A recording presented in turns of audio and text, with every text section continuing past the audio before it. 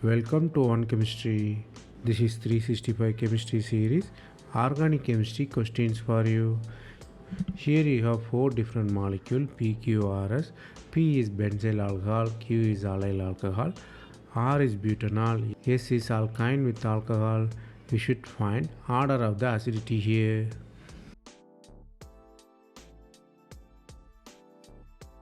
Here acidity is dictated by easy release of H plus ion. So the H plus ion releasing is dictated by RO minus stability.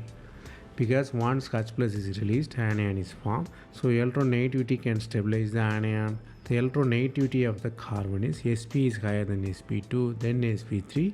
So if you look at it, you have S is higher because the alcohol is attached with Sp carbon. Then comes P because it's attached with 2 Sp2 carbon.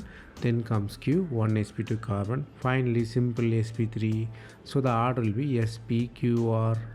The concept to outline here is carbon hybridization can also decide the acidity of the molecule.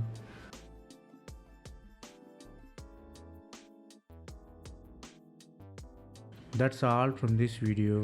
Thanks for watching.